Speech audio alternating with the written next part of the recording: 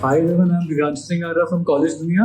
Today I am at Royal College of Pharmacy, Raipur, and with us we have Mrs. Shilpa Kasturi ma'am, HOD at Royal College of Pharmacy. Welcome to the interview, ma'am. Thank you, sir. Ma'am, it would be great if you could please introduce yourself a bit. Myself, Shilpa Kasturi. I'm working as a lecturer in Royal College of Pharmacy for last 15 years. Okay, ma'am, my first question is, you have held key positions at Education Institute throughout your professional career. What keeps you connected with the education sector and how has your experience been so far with this institute? Yeah, actually, education is the central for the development and improvement of lives of overall lives, and that's why I like to keep this profession. Okay, ma'am, my next question is, being the head of department at the Royal College of Pharmacy, what are your roles and responsibilities towards the students? Actually, I handle here exam department, and that's why as an in charge of exam department, my efforts are these students should do their best in exams. So we prepare a model question papers for them. Ma'am, my next question is, do you have any extracurricular activities and programs to enhance the skills of students or expose them to the real world challenges? We conduct different type of seminars, national seminars, international seminars and conferences at our colleges. Ma'am, how does the curriculum of Royal College of Pharmacy ensure that the students are being prepared for the future?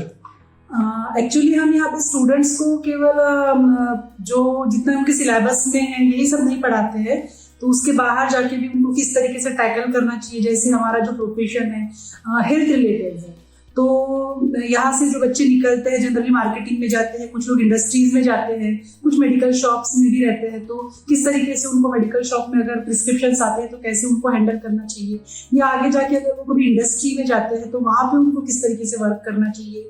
कुछ बच्चे जैसे होते marketing sector prefer करते हैं, तो वहाँ पे communication skill की जरूरत होती है, उनकी पर्सनैलिटी डेवलपमेंट किस तरीके से उनका होना चाहिए, तो इन सब चीज़ों पर हम लोग ध्यान देते हैं. That's very impressive, ma'am. Ma'am, how do you try to bring the practical approach towards the subject and make it industry oriented? Sir actually हमारे जो लैब्स है, we have well furnished lab. यहाँ पे बहुत सारे डिफरेंट टाइप के instruments है जो इंडस्ट्रीज में भी यूज होते हैं, जैसे यूवी इंस्ट्रूमेंट्स है, IR है.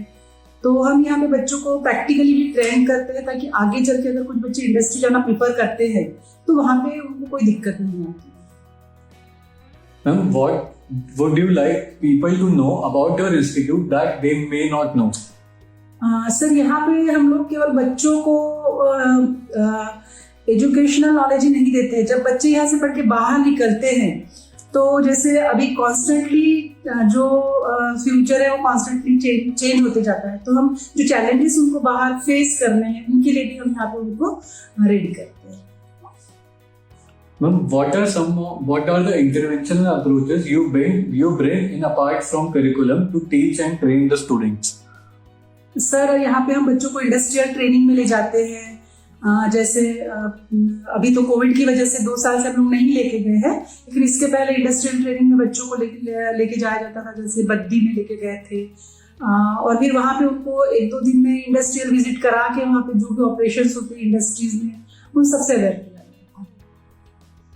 Ma'am, what do you see as the greatest strength of Royal College of Pharmacy? Sir यहाँ का जो मैनेजमेंट है वो बहुत ही सपोर्टिव है, और फैकल्टीज और सारे स्टाफ का ही मतलब जो भी नीड्स है उनका वो बहुत अच्छे से ख्याल रखते हैं. Ma'am, what are some of the biggest challenges you see both for higher education in general and for Royal College of Pharmacy specifically?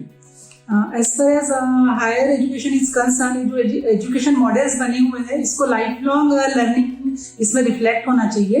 और अभी अगर 2 साल की बात करें, हमारे कॉलेज की बात करते हैं, तो जैसे अभी 2 साल से कोविड की वजह से ऑनलाइन क्लासेस लेनी पड़ रही थी और उसमें बच्चों को भी दिक्कत हो रही थी, फैकल्टीज को भी दिक्कत हो रही थी, बट हम लोगों ने उसको मैनेज किया है. जैसे ऐसा एरिया में से भी बच्चे थे जो नेटवर्क एरिया से बाहर थे, बट जब भी हम बच्चों के कांटेक्ट में रहते थे तो उनको मटेरियल हम लोग सप्लाई कर रहे थे।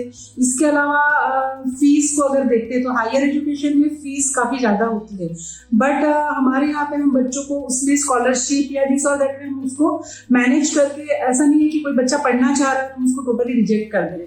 हम देखते हैं कि अगर स्कॉलरशिप के थ्रू उसका हो जाए या फिर बैंक लोन्स के लिए उसका हेल्प कर देते, इस तरीके से हम बच्चों को हेल्प करते हैं। Ma'am, that's very impressive. And last is, any suggestions you would like to give to the current youth and aspiring students? आजकल के जो स्टूडेंट्स हैं मैं उनको यही बताना चाहूंगी कि एजुकेशन जो है, एजुकेशन से हम education is the central for development, जैसे कि मैंने पहले कहा था। तो अगर हमको पॉवर्टी को दूर करना है, अगर हमको अनएम्प्लॉयमेंट को दूर करना है, तो हमारे पास ये एजुकेशन एक ही रास्ता है जिसको हमको पकड़ना है और अच्छा मेहनत करना है। अगर अभी अच्छा मेहनत करोगे तो फ्यूचर में भी आपका बेस्ट है। Ma'am, with this we come to an end of this wonderful conversation, with this wonderful interview. Thank you so much, ma'am, for giving your time and this your views. Thank you so much, ma'am. Thank you.